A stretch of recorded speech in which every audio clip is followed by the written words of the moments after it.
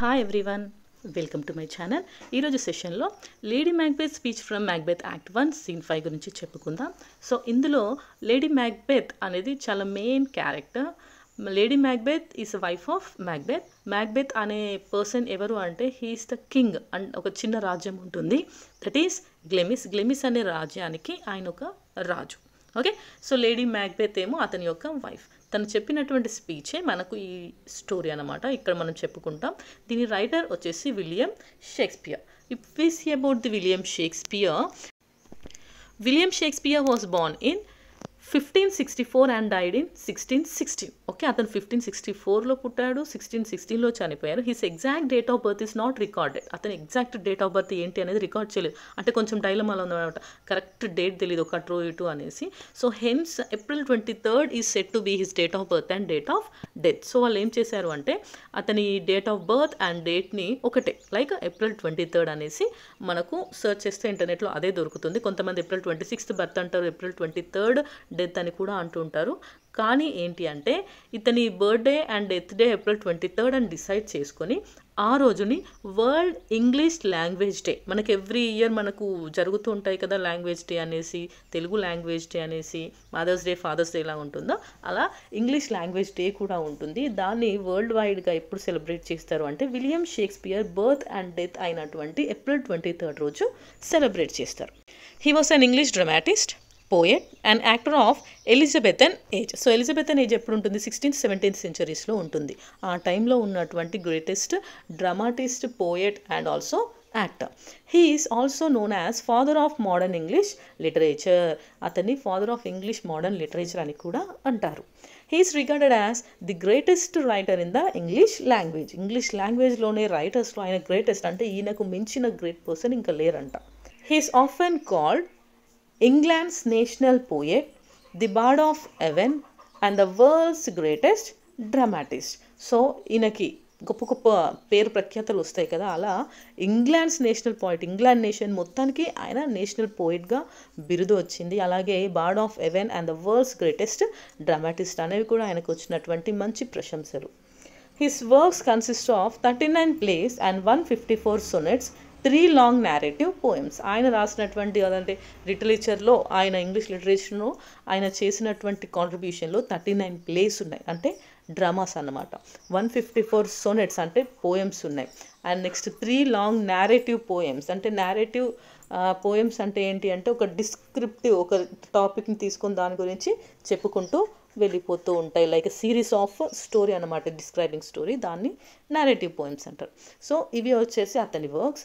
Next the merchant of Venice, Romeo and Juliet, the Tempest are his famous dramas. ఆయన రాసినటువంటి డ్రామాస్లో, ఆయన greatest dramatist అన్నాను కదా, so అందులో అతను రాసిన great dramas or famous dramas వచ్చి the merchant of Venice, Romeo and Juliet, the tempest అనేవి చాలా famous.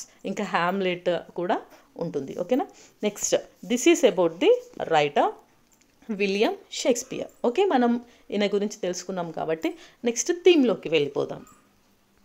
If you see the theme, believing in prophecies and trying for short route to make them come true is seen in this drama.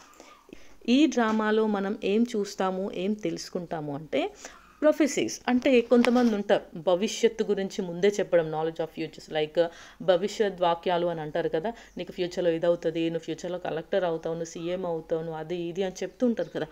So అలా ఇక్కడ కూడా ఈ మ్యాక్బెత్కి ఒక మాట చెప్తారు, అతను దాన్ని నమ్ముతాడు. నమ్మి ఏం చేస్తాడు అంటే ట్రయింగ్ ఫర్ షార్ట్ రూట్, ఎలా అయినా తొందరగా నేను అలా అవ్వాలి అని చెప్పి షార్ట్ రూట్స్ అనేవి వెతుకుతుంటారు. To make them come true is seen in this drama. ఈ డ్రామాలో మనం అది చూడొచ్చు. ఏంటి, భవిష్యత్ వాక్యాలను నమ్ముకొని షార్ట్ రూట్లో తొందరగా తను ఏమవ్వాలనుకుంటాడంటే రాజు అవ్వాలనుకుంటాడు. సో దాన్ని మనం ఇక్కడ చూడొచ్చు. No one can change fate, తలరాతని ఎవరు మార్చలేరు. Victory by deceiving others will never be permanent. వేరే వాళ్ళని ఓడించి లేదంటే చీట్ చేసి మనం గెలుచుకున్నటువంటి గెలుపు ఎప్పుడు కూడా పర్మనెంట్ అనేది కాదు. Violence and cruelty are dangerous weapons that will make no difference from animal to human. Violence అంటే ఏంటి? హింస ద్వారా, క్రువాలిటీ ద్వారా, అంటే ఇలాంటి వెపన్స్ అనేవి, మారణ ఆయుధాలు అనేవి ఏం చేస్తాయంటే మనిషికి జంతువుకి ఎటువంటి తేడా లేకుండా చేస్తాయి.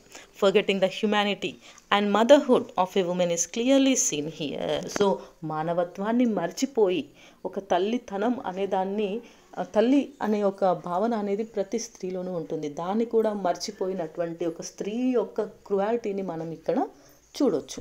ఓకే, ఇవన్నీ మనం ఈ స్టోరీలో ఈ సమరీ విన్న తర్వాత మీకు ఆటోమేటిక్గా తెలుస్తుంది, ఓకే కరెక్ట్ ఇవన్నీ నేను విన్నాను, అర్థమైంది నాకు ఈ స్టోరీలోంచి అనేసి. సో మనం ఇంకా సమరీ ఆ స్టోరీలోకి వెళ్ళిపోతే, the scene begins with letter receiving by lady Macbeth. So first open చేస్తే ఆ సీన్లో ఏం జరుగుతుందంటే, లేడీ మ్యాక్బెత్ అంటే మ్యాక్బెత్ వాళ్ళ వైఫ్కి ఒక లెటర్ వస్తుంది. ఆమె ఆ లెటర్ని రిసీవ్ చేసుకుంటుంది, అంటే తీసుకుంటుంది. The letter is from her husband Macbeth. So ఆ లెటర్ ఎవరి దగ్గర నుంచి వచ్చింది? మ్యాక్బెత్ వాళ్ళ హస్బెండ్ పంపించాడు తనకు ఆ లెటర్ని. Calling her his dearest partner of greatness and letter she will become his partner in crime. So ఆ లెటర్లో ఆమెని ఏమని పిలుస్తాడు? What he says is dearest partner of greatness. ఆమెని నా యొక్క డియరెస్ట్ పార్ట్నర్ ఆఫ్ గ్రేట్నెస్ అంటారు, కాకపోతే ఆమె ఫ్యూచర్లో క్రైమ్లో కూడా పార్ట్నర్గా మారుతుంది. In the letter he tells her about witches ప్రొఫెసీ. So ఈ లెటర్లో ఆయన ఒక విషయం గురించి రాస్తారు. ఏంటి అంటే విచెస్ ప్రొఫెసీ. సో ఆయనకు భవిష్యత్తు గురించి కొందరు మాంత్రికురాళ్ళు, విచెస్ అంటే నథింగ్ బట్ ఈవిల్ లాంటి అన్నమాట, లైక్ పెద్ద పెద్ద మంత్రాలు అవి చేస్తుంటారు కదా, మాంత్రికులు అంటారు కదా. సో అలాంటి విచెస్ గురించి ఆయన వాళ్ళు చెప్పినటువంటి మాటల్ని ఇక్కడ చెప్తాడు. He explains how he has made 3 witches on the battle field. So ఆయన చెప్తాడనమాట, బ్యాటిల్ ఫీల్డ్లో ఆయన ఒక 3 మంత్రికురాలని కలుస్తాడంట. The witches hail Macbeth first by his title thane of Glamis. So first ఆ విచెస్ ఆయన ఏమని పిలుస్తారు అంటే టేన్ ఆఫ్ గ్లెమిస్, అంటే ఆల్రెడీ ఆయన టేన్ ఆఫ్ గ్లెమిస్ అంటే గ్లెమిస్కి రాజు కాబట్టి ఫస్ట్ ఆయనని అలాగే సంబోధిస్తారంట, టేన్ ఆఫ్ గ్లెమిస్ అని. Then as thane of Cawdor. So తర్వాత ఏమంటారంటే టేన్ ఆఫ్ కౌడర్ అంటే కౌడర్కి మీరు రాజు, ఓ కౌడర్ యొక్క ప్రభువా అని పిలుస్తారు. And finally as king of Scotland. And లాస్ట్కి ఏమని పిలుస్తారు? స్కాట్లాండ్ యొక్క మహారాజా అనేసి పిలుస్తారు. He try to question the witches for more information. So ఆయన నెక్స్ట్ అసలు ఏంటి, మీరు ఎందుకు నన్ను అలా పిలుస్తున్నారు అని ఏంటి అని అడుగుదాం అనుకునే లోపే దే వ్యానిష్డ్, వాళ్ళు మాయమైపోతారు. Finally he lets her know that the king has indeed bestowed him with the title of Thane of Cawdor as told by the witches. ఈ ఇన్సిడెంట్ జరిగిన తర్వాత ఏమవుతుంది అంటే నిజంగానే హీ విల్ బికమ్ థేన్ ఆఫ్ కౌడర్. అంటే witches already అన్నారు కదా థేన్ of కౌడర్ అనేసి, నువ్వు కౌడర్కి రాజు అవుతావు అని అన్నట్టుగానే ఇతను కౌడర్కి రాజుగా అయ్యాడు. కింగ్ అంటే ఆ స్కాట్లాండ్ కింగ్ అతన్ని రాజుని చేశాడనమాట. సో అప్పుడు అతనికి అనిపిస్తుంది, ఓకే ఈ విచెస్ చెప్పింది నిజమే. అవి ఫస్ట్ ఏమని చెప్పాయి? గ్లెమిస్ రాజు అన్నారు, అది ఆల్రెడీ అతనికి ఉన్న పదవి. నెక్స్ట్ కౌడర్ రాజు అని అన్నారు, అవి అన్న వెంటనే ఆల్రెడీ అతను అది కూడా అయిపోయాడు. సో నెక్స్ట్ ఉన్నది ఏంటి? స్కాట్లాండ్ రాజు అనేసి అతను ఈ విషయాన్ని, అంటే తను ఎక్స్పీరియన్స్ చేసిన విషయాన్ని లెటర్ రూపంలో తన వైఫ్కి పంపిస్తాడు. It makes him believe in witches. అతనికి వెంటనే ఆ మంత్రికురాలు చెప్పిన మాటల్ని నమ్మాలనిపిస్తుంది. హీ ఆల్సో ఆస్ his wife to keep the prophecy secret. అతను ఏమంటాడంటే ఈ మంత్రికురాలు చెప్పినటువంటి ఈ భవిష్యత్ మాట ఉంది కదా, దీన్ని ఎవ్వరికీ చెప్పకు, సీక్రెట్గా ఉంచు అనేసి ఆ లెటర్లో రాస్తారు. ఓకే, ఈ లెటర్ చదవడం అయిపోయింది. ఆమె వెంటనే ఎలా ఉంటుంది ఈ మాటలు విన్న తర్వాత హస్బెండ్ గురించి? This excites lady Macbeth and she immediately starts planning for Macbeth to become king as the witches predicted. So వెంటనే ఆమె చాలా ఎగ్జైట్ అవుతుంది. అవునా, నిజంగా నా ఈ విచెస్ చెప్పిన మాట నిజం అవబోతున్నాయి, ఒకటి అయింది అంటే ఇంకొకటి కూడా అవుతుంది. సో నా హస్బెండ్ త్వరలోనే కింగ్ కాబోతున్నాడు అనేసి ఆమె అనుకుంటుంది. సో కింగ్ కావాలంటే ఏం చేయాలి? నేను ఇప్పటి నుంచే నేనే ఏదో ఒకటి చేస్తాను, ఏదైనా ఒక ప్లాన్ చేసి అతన్ని కింగ్ అయ్యేలాగా చేస్తాను, అప్పుడు ఆ విచెస్ చెప్పినటువంటి మాటలు కూడా నిజమే అయిపోతాయి అని అనుకుంటుంది. In her mind the only way to bring the ప్రొఫెసీ to fruition is to kill the current king. So ఆమె ఏమనుకుంటుందంటే ఆ మాంత్రికురాలు చెప్పినటువంటి మాట నిజం కావాలి అంటే ఉన్న రాజు చనిపోవాలి, అతను చనిపోతేనే కదా ఆ పదవిలోకి నా భర్త మ్యాక్బెత్ వచ్చేది. సో అతన్ని చంపాలి అని అనుకుంటుంది.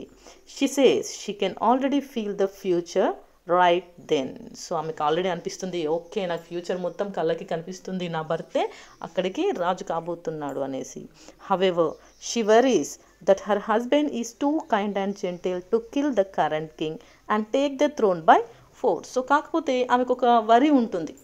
దేని గురించి ఆమె బాధపడుతుంది, భయపడుతుంది అంటే వాళ్ళ హస్బెండ్ గురించి. ఆయన జెంటిల్ కైండ్ అండ్ జెంటిల్ అంటే ఆయనలో దయ అనేది, జాలి, సున్నితమైన మనసు ఆయనకి ఉంది. కాబట్టి ఆ సున్నితమైన మనసుతో ఆయన ప్రజెంట్ ఉన్న రాజుని చంపలేరు. ఆయనని చంపి అతను కూర్చున్నటువంటి ఆ పదవిని ఆయన లాక్కోలేడు. So she transforms herself as an agent of fate just like the witches. So తలరాత అని మార్చగలిగేది ఎవరు? ఇప్పుడు నేనే, నా భర్త ఫేట్ని మార్చేది నేనే. సో నేనే ముందుకి నడిచి తనని ఎలాగైనా సరే రాజుగా చేస్తాను అనేసి తనను తాను ఒక తన రాతను మార్చే ఒక విచెస్ ఎలా చేశాయో నేను కూడా అలాంటి ఒక ఫేట్ని మార్చే, తన తలరాతను మార్చే ఒక మనిషిలాగా మారిపోతాను, ఏజెంట్ లాగా మారిపోతాను అని అనుకుంటుంది. She says that being a woman and a mother could not prevent her from committing a violent deed. So ఒక స్త్రీకి, అందులోనూ ఒక మదర్కి వైలెంట్ డీడ్స్ అనేవి చేయలేదు కదా. సో ఆమె ఏమనుకుంటుందంటే నేను ఖచ్చితంగా ఈ స్త్రీగా ఒక మాతృమూర్తిగా ఉంటే నేను వైలెంట్ డీడ్స్ అనేవి చేయలేను. Then she calls evil spirits to influence human thoughts. వెంటనే ఆమె రాక్షస ఆత్మలను, శక్తులను అన్నింటినీ పిలుస్తుందన్నమాట. పిలిచి తనను ఇన్ఫ్లుయెన్స్ చేయమంటుంది. తన లోపల ఉన్నటువంటి మంచి ఆలోచనలు, మంచి బుద్ధులను తీసేసి ఈవిల్ థాట్స్ని మొత్తం తన లోపల నింపమని చెప్తుంది. She asks them to unsex her and deprive her of her femininity. So అది ఆ ఈవిల్ స్పిరిట్స్ని ఏమని అడుగుతుందంటే అన్సెక్స్ హర్ అంటే ఒక స్త్రీలో ఎంత సాఫ్ట్ గుణాలు ఉంటాయో అవన్నీ పోగొట్టి తనను ఒక మగవాడిలాగా మార్చమంటుంది. And deprive her of her femininity, తను స్త్రీ నుంచి విముక్తి కలిగి ఒక పురుషునిలాగా మార్చమని వేడుకుంటుంది. She prays invisible evil spirits to turn her nourishing mother's milk to bile. ఆమె ఇంకేమంటుంది, తల్లితనం ఉండే వాళ్ళలో పాలు ఎలా ఉంటాయి, అమృతం లాంటి పాలు ఉంటాయి. సో ఆమె ఏమడుగుతుందంటే నాలో ఉన్న ఈ పాలని విషంలాగా మార్చు, నన్ను ఒక మనిషిలా కాదు ఒక రాక్షసిలాగా మార్చు. She asks them to stop her ability to weep and to fill her with cruelty. So చిన్న చిన్న విషయాలకి ఆడవాళ్ళు ఏడుస్తూ ఉంటారు, ఆడవాళ్ళని వాళ్ళు. సో అలా ఏడవకుండా and ability to fill her with cruelty. So తనలో మొత్తం రాక్షసత్వం, అమానుషత్వం, ఒక దృఢమైన సంకల్పంతో ఆమె ఎలాగైనా వాళ్ళని చంపాలని ఫిక్స్ అయ్యి దాంట్లో ఉండకుండా మగవారిలాగా నాకు కఠినమైనటువంటి మనసును ఇవ్వు అనేసి ఆ ఈవిల్ స్పిరిట్స్ని ప్రే చేస్తుంది.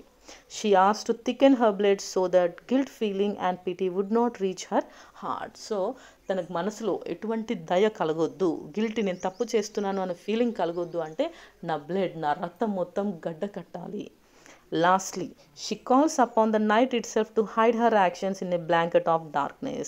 చివరిగా ఆమె ఆ నైట్ని పిలుస్తుంది, ఓ రాత్రి, కాలరాత్రిలాగా నువ్వు మారిపో, నీ కాలరాత్రి చీకటి ఎలా ఉండాలంటే ఒక బ్లాంకెట్లా ఉండాలి, నేను చేసే ఎటువంటి పని కూడా కనబడొద్దు ఆ చీకట్లో. Then even her knife won't see whom it murders, and heaven can't see through the blanket of the dark to cry, stop, stop. So ఆ చీకటి ఎంత భయంకరంగా ఉండాలి అంటే తను చంపినటువంటి కత్తికి కూడా ఎవరిని ఆ కత్తి పొడిచి మర్డర్ చేసిందా అనే విషయం కనబడొద్దు.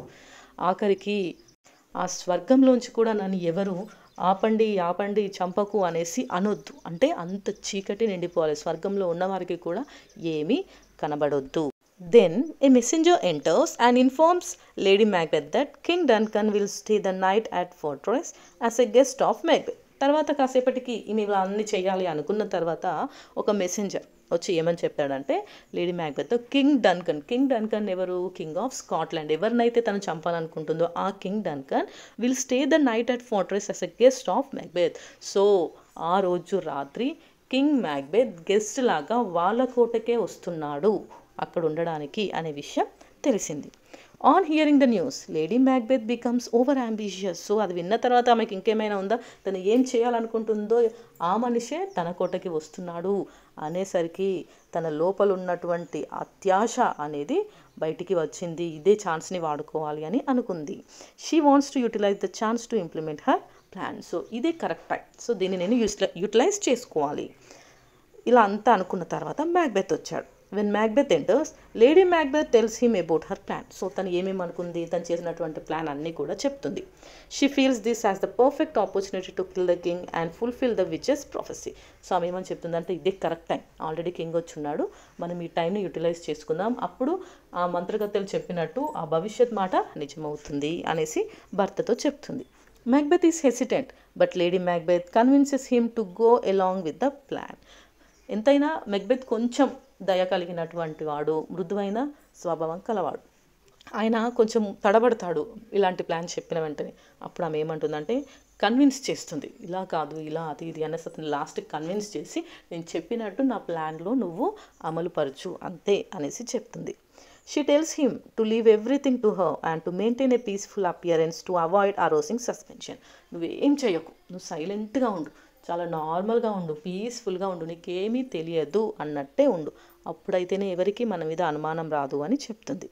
She says that it will be King Duncan's last night on earth as he won't be waking up the next morning.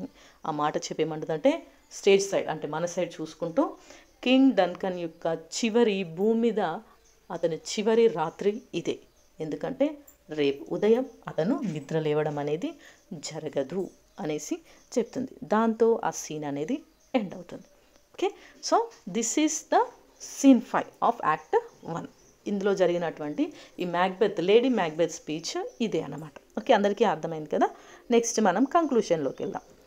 Lady Macbeth is one of the most powerful female characters in literature. English లిటరేచర్లో lady Macbeth character అనేది ఎంత పవర్ఫుల్గా ఉందో మీకు already ఇందాక తన యొక్క మాటల స్పీచ్తో మీకు అర్థమైపోయి ఉంటుంది. షీ వాంట్స్ టు టేల్ కాదు, ఇది take. She wants to take short route to make her husband Macbeth a king. So ఎలా అయినా తన హస్బెండ్ని రాజుని చేయడానికి ఏదో ఒక అడ్డదారి కావాలి, ఆ అడ్డదారిలో వెళ్ళైనా సరే ఆయన తొందర రాజు చేయాలి అనేసి అనుకుంది. Finally she pours all evil thoughts in her mind and fills her heart with cruel intentions. ఫైనల్గా ఏం చేసింది, ఆమెలో ఉన్న క్రూయాలిటీ, ఈవిల్ థాట్స్ అన్నింటినీ తన మన మనసులో, బాడీలో అన్నింటిలో నింపేసుకుంది. So this is about the lady Macbeth speech. అర్థమైంది కదా. Thank you for watching. Bye by.